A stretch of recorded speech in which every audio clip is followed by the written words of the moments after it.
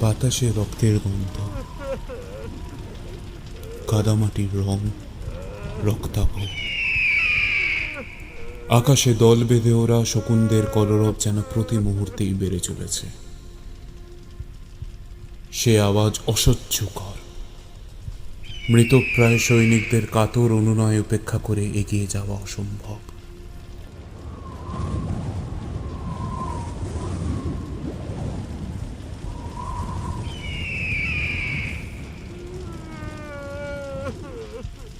রণভূমির পাশ দিয়ে বয়ে চলা দয়া নদীর জল এখন পানের অযোগ্য।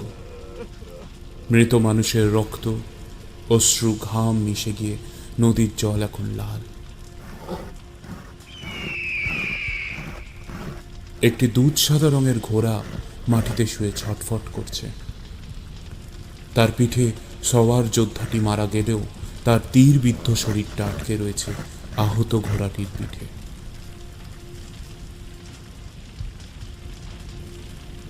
ঘোড়াটিরও সারা দেহ তীরবিদ্ধ। একটি ভাঙা রথের চাকা টেনে সরাতে চেষ্টা করছেন এক বৃদ্ধ সৈনিক। চাকার নিচে আটকে রয়েছে একজন সদ্যযুবা সৌম্যদর্শন সৈনিকের নিথর দেহ। বৃদ্ধ চিৎকার করে ঈশ্বরকে ধিক্কার জানাচ্ছেন। তার চোখের জল শুকিয়ে গিয়েছে। মৃতদেহের স্তূপের উপর হাঁটতে হাঁটতে আচমকাই মুখ থুবড়ে পড়ে গেলেন ভারতবর্ষের প্রবল পরাক্রমশালী রাজ্য মগধের দুর্ধর্ষ দুর্দমনীয় মৌর্য বংশের তৃতীয় সম্রাট অশোক।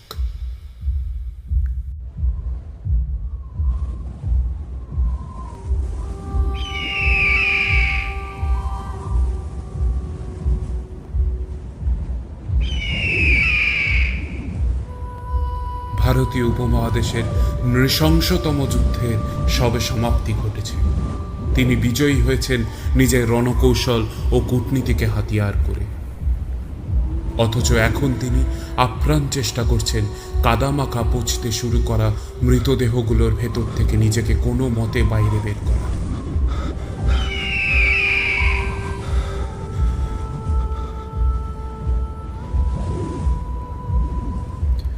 কিন্তু হায়, সময়ের নিষ্ঠুর পরিহাসে প্রিয়দর্শী তথা অশোকের বুকের উপর ক্রমশ চেপে বসতে শুরু করেছে আত্মগ্লানির পর্বত প্রমাণ ভার।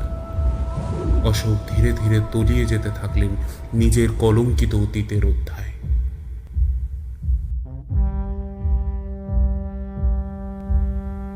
সম্রাট বিন্দুসার অসুস্থ হয়ে পড়লেন একদিন হঠাৎই। তার জ্যেষ্ঠ পুত্র সুসীম মগধের সিংহাসন দখল করলেন।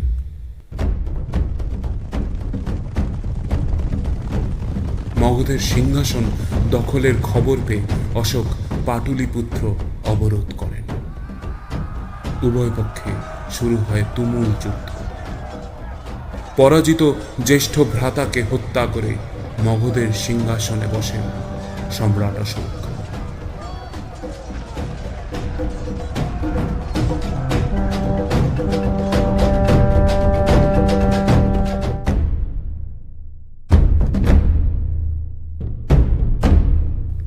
বিষ্ণু পুরাণ অনুযায়ী বিম্বিসার থেকে শুরু করলে অশোক ছিলেন মগধের 21তম রাজা। সিংহাসন আরোহণ করে প্রথম কয়েক বছর নিজের অধিকারকে অশোক সুপ্রতিষ্ঠিত করলেন। যারা তার আনুগত্য স্বীকার করতে অস্বীকার করল, তিনি তাদের নির্মমভাবে হত্যা করলেন। তার এই নৃশংসতার জন্য লোক তাকে চণ্ডাশোক বলতে শুরু করে।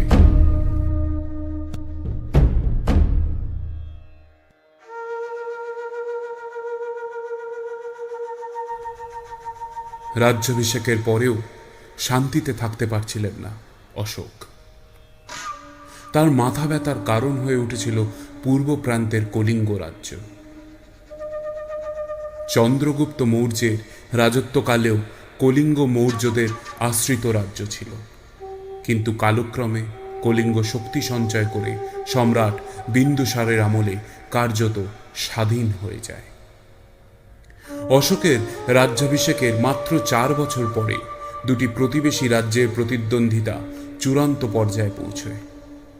মগধের বাণিজ্য তরীগুলিকে কলিঙ্গের জলপথ ব্যবহারের জন্য অত্যধিক কর ভার চাপানো হচ্ছিল।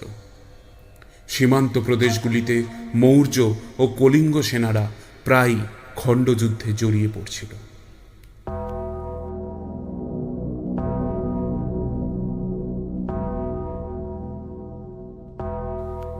মগধের রাজদূতকে কলিঙ্গ প্রশাসন হত্যা করে এবং সম্রাট অশোকের দাবি অগ্রাহ্য করে তার মগধের অধীনে থাকা তাম্রলিপ্ত বন্দর ও তার পার্শ্ববর্তী অঞ্চল দখল করে।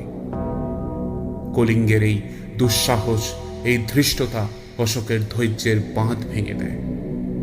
অশোক অত্যন্ত ক্রোধিত হয়ে যুদ্ধ ঘোষণা করলেন।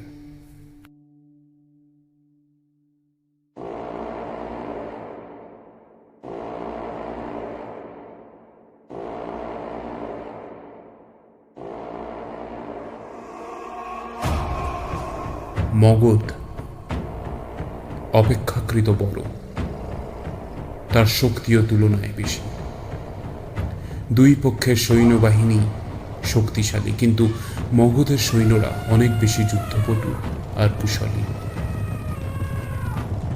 কলিঙ্গের সৈন্যরা বীর বিক্রমে লড়াই করেও পরাজিত হল। ধবলগিরির নিচে সমতল ভূমি ছিল ভয়ঙ্কর কলিঙ্গ যুদ্ধের ক্ষেত্র। পাশেই ছিল দয়া নদী। কলিঙ্গ সেনারা সংখ্যায় কম হলেও স্বদেশ প্রেম আর অদম্য লড়াকু মনোভাবের বশবর্তী হয়ে শেষ রক্তবিন্দু পর্যন্ত যুদ্ধ করেছিল। আহত আর নিহত সৈন্যে ভরে উঠল যুদ্ধক্ষেত্র। রক্তাক্ত হল সমস্ত প্রান্তর। দয়া নদীর জল রক্তপ্লাবিত হয়ে লাল রং ধারণ করল। কলিঙ্গ শ্মশানে পরিণত হয়। অশোকের ত্রয়োদশ লিপি অনুযায়ী 1,00,000 কলিঙ্গবাসী নিহত হয়েছিল ও প্রায় সমসংখ্যক মগধ সেনা প্রাণ হারিয়েছিল। দাসত্ব করার জন্য কেউ অবশিষ্ট ছিল না।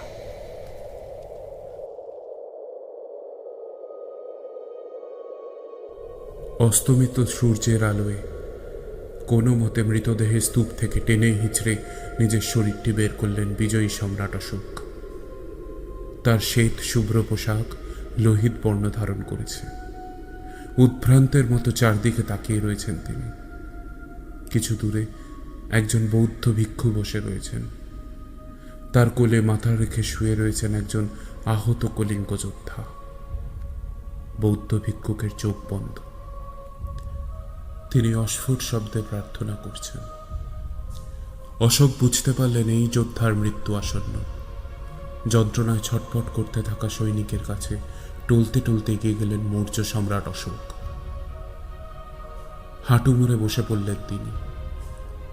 মৃতপ্রায় যোদ্ধার মুখের উপর সূর্যের আলো এসে পড়েছে। অনুতাপের আগুনে দাউ দাউ করে জ্বলে উঠল সম্রাটের হৃদয়। এই মৃত্যু উপত্যকা রচিত হয়েছে তার হাতেই। আহত সৈনিকটি অশোককে লক্ষ্য করেছে এতক্ষণে। তার দু চোখে তীব্র ঘৃণা ও তাচ্ছিল্য। অশোক দুহাত জড়ো করলেন। সৈনিকটি অতি কষ্টে ধীরে ধীরে বললেন, সম্রাট, সম্রাট অভিনন্দন। আপনাকে অভিনন্দন সম্রাট। আপনি বিজয়ী হয়েছেন। কলিঙ্গ আপনার সামনে নতি স্বীকার করেছে সম্রাট। কিন্তু আমি আপনাকে কথা দিচ্ছি, আপনি যতদিন এই পৃথিবীতে বেঁচে থাকবেন, আমাদের রক্ত, হাহাকার, চোখের জল আপনাকে শান্তিতে ঘুমোতে দেবে না। আপনি মৃত্যু কামনা করবেন, কিন্তু এই কলঙ্কিত জীবন আপনাকে এত সহজে মুক্তি দেবে না সম্রাট। আপনাকে অভিনন্দন, আপনাকে অভিনন্দন সম্রাট। আপনাকে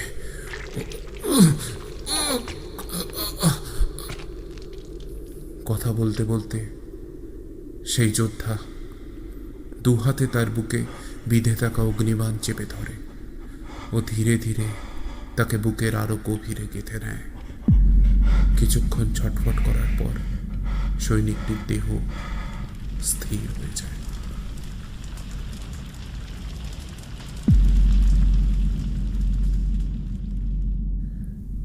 এর পরের ইতিহাস আমাদের প্রায় সকলেরই জানা। ভগবান বুদ্ধের দরবারে নিজেকে সমর্পণ করেন সম্রাট অশোক। অনুতাপের অগ্নিস্নান সেরে প্রজ্ঞালোকে জন্ম নেয় ধর্মাশোক। কিন্তু জীবনের শেষ দিন অবধি তাকেই মৃত্যু শোক ও অপরাধ বোধ বয়ে নিয়ে চলতে হয়। মহান শাসক ও একজন অসামান্য দূরদর্শী চরিত্রের জীবনের প্রতিটি অধ্যায় আজও সমানভাবে প্রাসঙ্গিক ভারতীয় জীবনবোধ ও চেতনার উত্থান।